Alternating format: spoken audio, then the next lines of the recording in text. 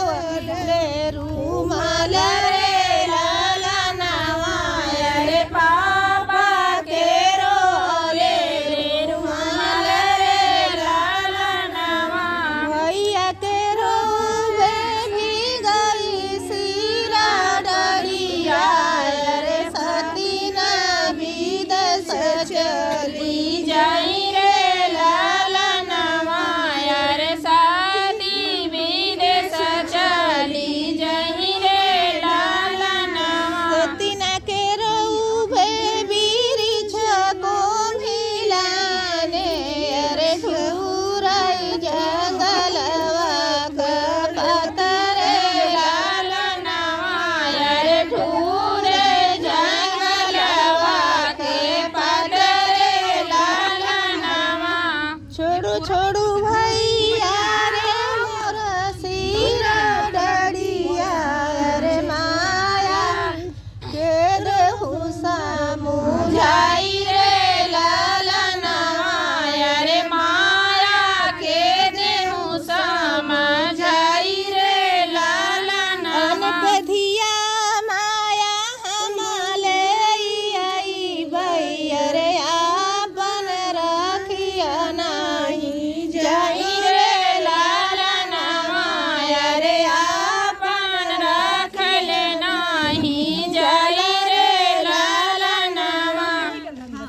आपको गवाई ले आप मना है नहीं गवावत है क्या ना गवावत है मत कहीं से नहीं जी बुला गए बरते चुप लगाएंगे अंगना बैठरू सीता घुरवाला गायो यार घुरवाला गायो यार जामी गईले चंदन का पेड़ रे लालना यार जामी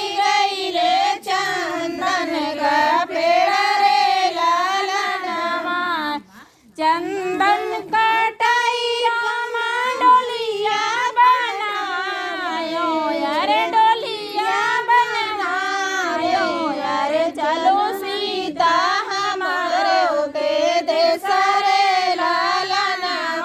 यार चलो सीता हमारे के देश रे लालना कैसे के चली स्वामी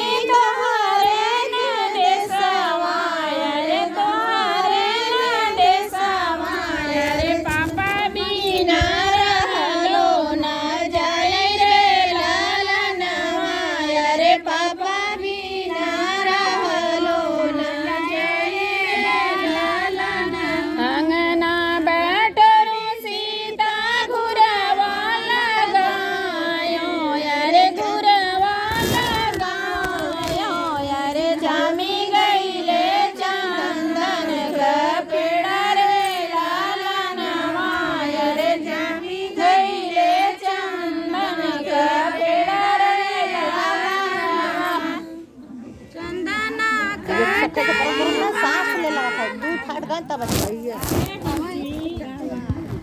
चंदन का